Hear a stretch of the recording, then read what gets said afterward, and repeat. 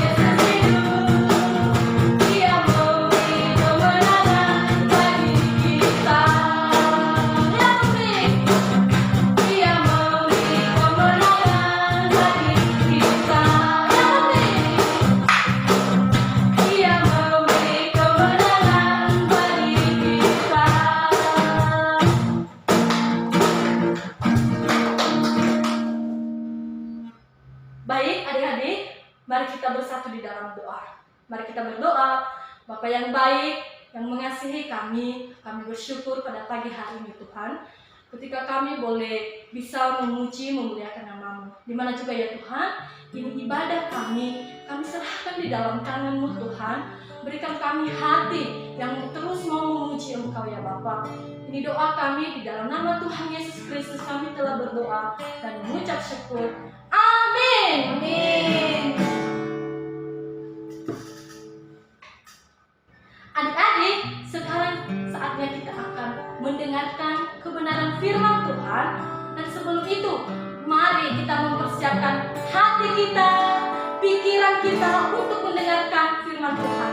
Mari kita menyanyikan pujian, Ku mau mendengar firman Tuhan.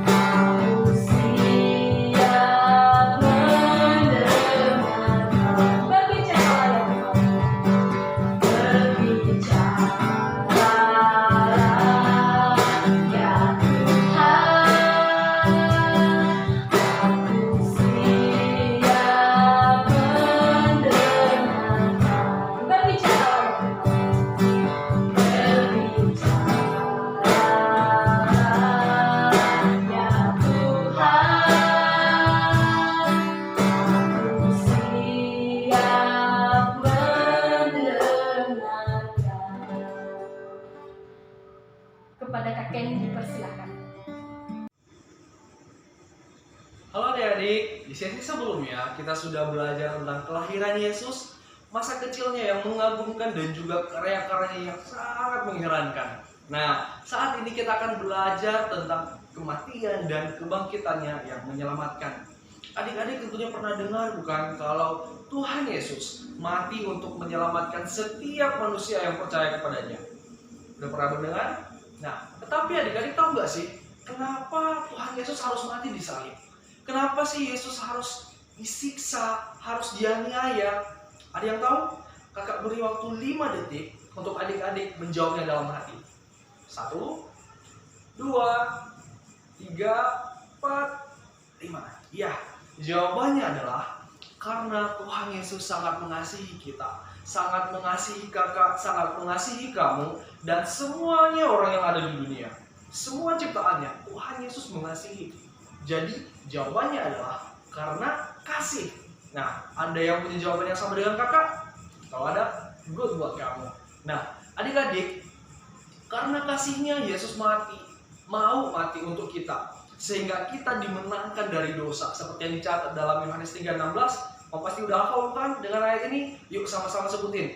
Yohanes 3 ayat 16. 1, 2, 3. Karena begitu besar kasih Allah akan dunia ini, sehingga Ia telah mengaruniakan anaknya yang tunggal, supaya setiap orang yang percaya kepadanya tidak binasa, melainkan beroleh hidup yang kekal. Yes, karena kasihnya Allah Bapa mengaruniakan Yesus Kristus supaya kita yang percaya tidak binasa, tidak masuk neraka adik-adik.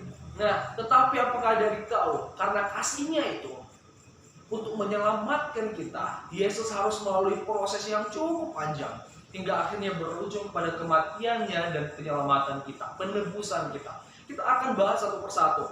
Pertama adalah karena kasih, Yesus setia menanggung penyiksaan.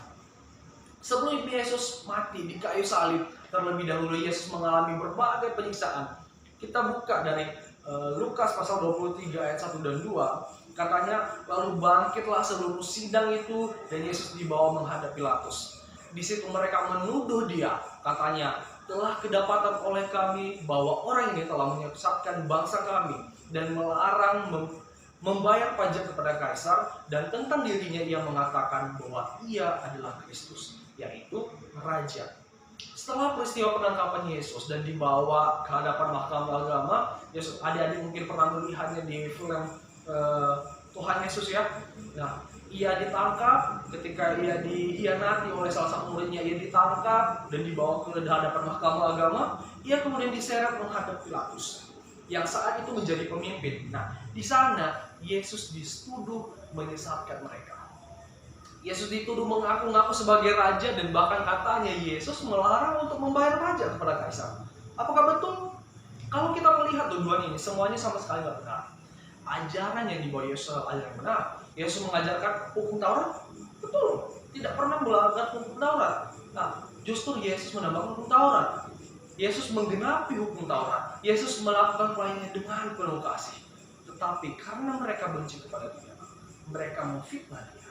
Yesus tidak pernah melarang untuk membayar pajak kepada Kaisar. Justru dalam Matius 22 ayat 21, adik-adik bisa membukanya, Yesus mengatakan untuk memberi kepada Allah apa yang wajib diberikan kepada Allah, dan kepada Kaisar apa yang wajib diberikan kepada Kaisar. Apa yang menjadi kebagiannya Kaisar. Nah, Tuhan Yesus tidak pernah mengajarkan untuk melanggar hukum pajak ataupun hukum-hukum yang lain yang memang baik. Nah, tuduhan atau fitnah ini termasuk penyiksaan loh. Meskipun fitnah tidak langsung menyakiti badan kita, tetapi fitnah bisa menyakiti secara mental. Fitnah membuat sakit hati. Tuhan Yesus sudah begitu merendahkan dirinya, mau menjadi manusia, datang ke bumi, meninggalkan tahtanya di surga, tetapi ia difitnah. Kira-kira kalau adik-adik sendiri difitnah, apa yang kamu rasakan? Marah bukan? Tentu sebagai manusia, kakak pun akan berusaha untuk membela diri, untuk membuktikan, oh aku gak benar, aku difitnah, aku melakukan ini, aku melakukan yang benar, tetapi teman-teman mengatakan aku melakukan yang jahat. Kita difitnah, kita akan membela dia, kita akan membuktikan bahwa aku tidak bersalah.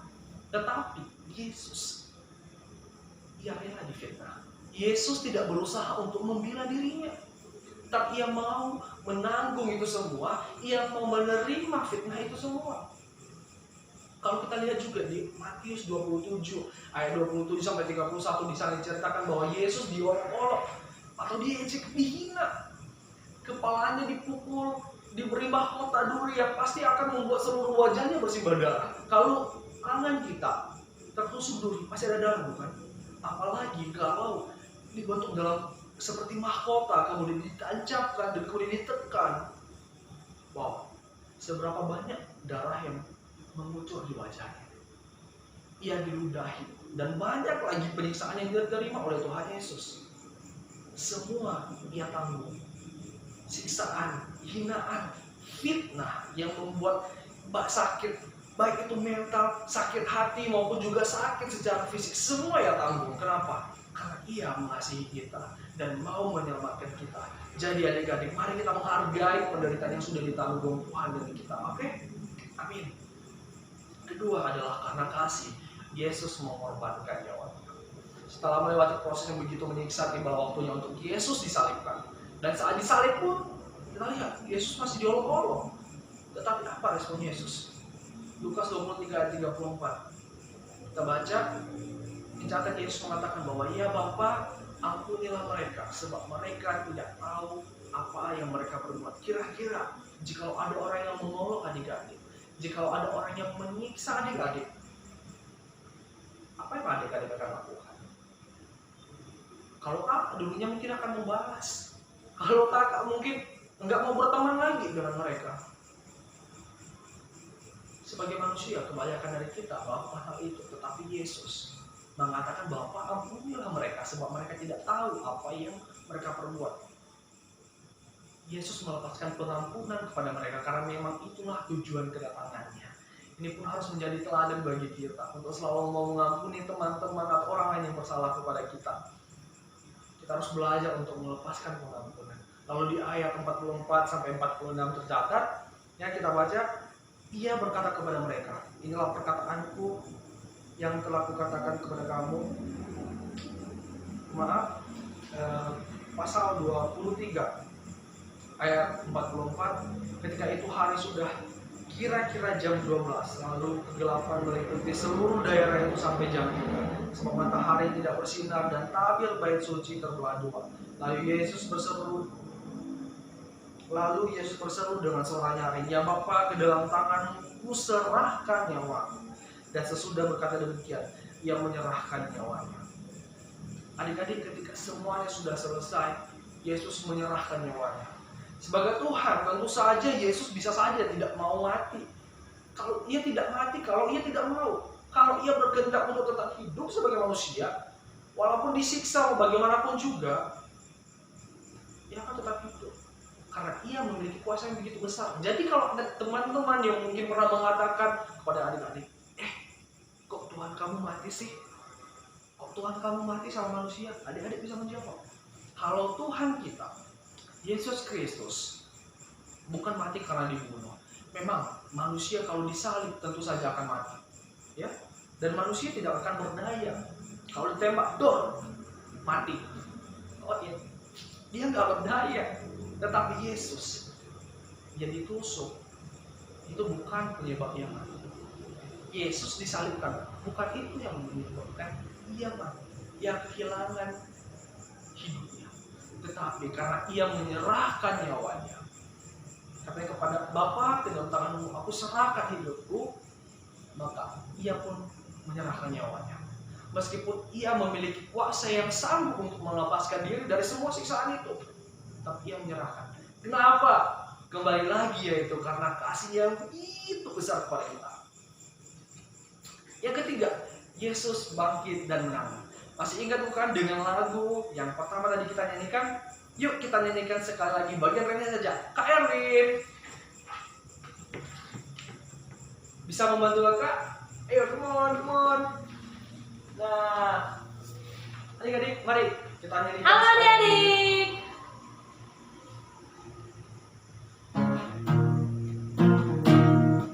Tua gapat. Yesus menebus dosa, hidup dah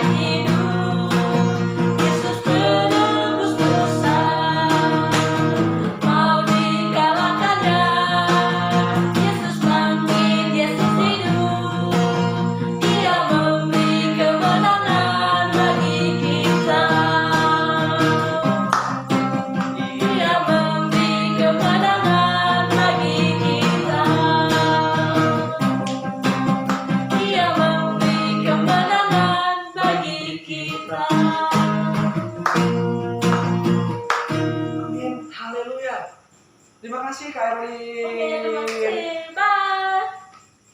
Yuk kita kembali lagi ke pembahasan kita. Lagu yang begitu indah. Adik-adik setelah melewati penyiksaan yang begitu menyakitkan tentunya, kemudian dia disalib dan mati. Di hari yang ketiga Yesus bangkit. Kita baca Lukas 24 ayat 5-8. Di sana mereka sangat ketakutan dan menundukkan kepala. Mereka yang disebut di sini adalah perempuan-perempuan yang mau meminyaki Yesus. Dan kemudian ketika sampai di kuburan, mereka tidak melihat ada mayat Yesus di sana. Lalu ada dua malaikat yang berjumpa dengan mereka. Itu yang membuat mereka ketakutan. Nah, tetapi kedua orang itu berkata kepada mereka, "Mengapa kamu mencari dia yang hidup di antara orang mati? Ia tidak di sini. Ia telah bangkit. Ingatlah apa yang dikatakannya kepada kamu ketika ia masih di Galilea, yaitu bahwa anak manusia harus diserahkan ke tangan orang-orang berdosa dan disalibkan dan akan bangkit pada hari yang ketiga." Maka teringatlah mereka akan perkataan Yesus itu. Yesus sendiri juga pernah mengatakan, memberikan janji, mengatakan bahwa ia akan bangkit. Adik-adik, tanda dari besarnya kuasa Yesus itu nyata dari kebangkitannya. Perhatikan, ia bangkit di hari yang ketiga. Yesus bangkit, bukan dibangkitkan. Ada orang yang pernah hidup kembali, ada. Seperti halnya Lazarus. Ada yang pernah dengar bukan? Lazarus, tetapi Lazarus tidak bangkit sendiri, melainkan dibangkitkan oleh Yesus. Kenapa? Karena ia tidak memiliki kuasa. Manusia tidak memiliki kuasa untuk bangkit sendiri. Manusia tidak memiliki kuasa untuk mengatur apakah ia mau hidup atau mati. Ketika maut menghampiri, maka manusia pasti mati. Tetapi Yesus, ia berkuasa atas hidup. Nah, adik-adik, kebangkitan Yesus merupakan tanda kemenangan atas maut. Dan karena Yesus sudah menang, maka kita, kakak, kamu, semua yang sedang mendengarkan, kita bisa beriman bahwa kita pun sudah dimenangkan dan kita diselamatkan. So, adik-adik, sama seperti judul kita, kematian dan kebangkitannya menyelamatkan. Lagu yang barusan saja tadi kita nyanyikan lagi, Yesus bangkit yang menyelamatkan kita. Karena Yesus di atas kayu salib merupakan suatu hal luar biasa yang patut kita syukuri. Maka dari itu sebagai anak-anak Tuhan, mari kita bersyukur kepada Tuhan. Jangan menyia-nyiakan pengorbanan yang Tuhan telah lakukan untuk hidup kita. Walaupun Tuhan karya itu dinyatakan Tuhan dahulu 2000 tahun yang lalu, jauh sebelum kita lahir, tetapi itu juga berlaku untuk kita sampai sekarang ini. Karyanya kita rasakan sampai saat ini. Penebusan Kristus berlaku dalam hidup kita sampai sekarang. Sebaliknya kita perlu menjadi anak-anak yang membanggakan bagi Tuhan Yesus. Jadi gak cuma membanggakan bagi orang tua saja, tetapi bagi Tuhan Yesus juga. Kenapa? Karena dia Bapa kita. Amin. Yesus adalah Bapa kita, memiliki hubungan yang begitu dekat dengan kita. Jadi kita sebagai anak-anaknya, harusnya kita membuat Tuhan Yesus tersenyum ketika melihat kita. Bagaimana caranya? Caranya adalah menghargai pengorbanannya dengan hidup sesuai dengan apa yang ia mau, apa yang dikatakan oleh firman Tuhan. Yesus sangat senang ketika anak-anaknya hidup sesuai dengan apa yang diajarkan oleh firman-Nya. Amin, adik-adik. Mari ini jadi pelajaran buat kita, dan kita dari pelajaran ini menjadi menguatkan kita, membuat kita kembali menyadari kasih Tuhan, dan membuat kita termotivasi untuk hidup sesuai dengan firman Tuhan, dan membuat Bapa kita bangga dan tersenyum kepada kita. Amin, adik-adik. Mari kita berdoa. Bapa di surga, terima kasih untuk kebaikan-Mu. Terima kasih karena kami telah belajar kembali. Kami kembali bersama kasih-Mu yang Kau berikan kepada kami, yang Kau karuniakan kepada kami. Terima kasih untuk karena Engkau telah rela disiksa. Terima kasih karena Engkau rela untuk menyerahkan nyawa-Mu bagi kami, untuk menebus kami. Terima kasih Tuhan karena Engkau telah menunjukkan kuasa-Mu yang besar dalam peristiwa kebangkitan-Mu. Terima kasih karena Engkau telah membuat kami menjadi yakin akan iman kami kepada Engkau. Terima kasih telah menjadikan kami sebagai anak-anak-Mu yang telah ditebus dan dimenangkan di dalam nama-Mu. Terima kasih ya Bapa. Dan saat ini Tuhan Yesus, Roh Kudus-Mu diam dalam hati kami. Roh Kudus-Mu Engkau menuntun kami agar kami pun memiliki hidup yang menyenangkan Engkau, hidup yang menyenangkan hati Yesus, yang membanggakan Engkau. Dan sekiranya Tuhan, kami selalu mensyukuri kasih-Mu.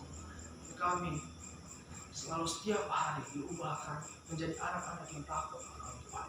Terima kasih, kami percaya bahwa selesai acara ini, kami menjadi anak-anak yang jauh lebih baik dari sebelumnya. Kami menjadi anak-anak yang menjadi teladan di sekolah kami, di keluarga kami, di lingkungan kami, dengan teman-teman sepermainan kami. Kami menjadi teladan yang akan menceritakan kasih Kristus. Karena kami menyadari bahwa Tuhan sudah mengasihi kami. Terima kasih Tuhan Yesus, terima kasih ya Roh Kudus, Engkau kuatkan kami selalu. Dalam nama-Mu kami berdoa dan mengucap syukur. Haleluya. Amin. Amin adik-adik. Kita sudah selesai dan Tuhan Yesus memberkati. Dah. Saatnya kita menyanyikan pujian Yesus itulah satu-satunya.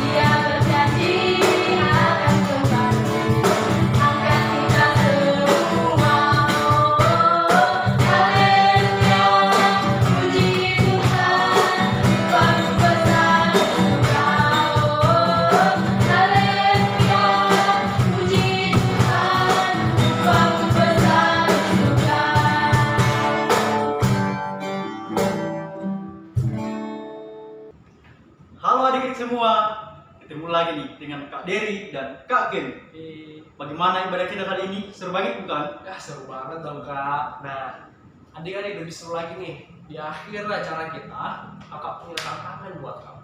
Wah, apa itu Kak? Tantangannya adalah membuat sebuah gambar sebaik yang kamu bisa dengan tema Yesus bangkit dan menang. Adik-adik bisa menggunakan mencari gambar-gambar yang ada di internet sebagai inspirasi, seperti misalnya gambar yang ini. Nah, adik-adik bisa menggambarnya pada selembar kertas putih seperti ini, atau juga mungkin bisa di buku gambar kamu. Kamu bisa menggunakan semua alat tulis kamu, alat gambar kamu untuk membuat gambar yang menarik. Kalau gambar yang sudah jadi, adik-adik bisa mengirimkannya melalui WhatsApp di bawah ini. Atau kalau kamu punya Instagram, atau juga bisa menggunakan Instagram mama, kakak, papa, abang, tetangga pun boleh. Kamu bisa upload gambarmu dalam bentuk Instagram Story. Kalau nggak tahu Instagram Story, bisa tanya kakak, bisa tanya mama, asalkan jangan tanya Pak RT. Oke? Nah, syaratnya adalah kalau pakai Instagram, kamu tag kakak @kenjexmoma dan atau juga kak @derianto dan kasih hashtag lomba seal online.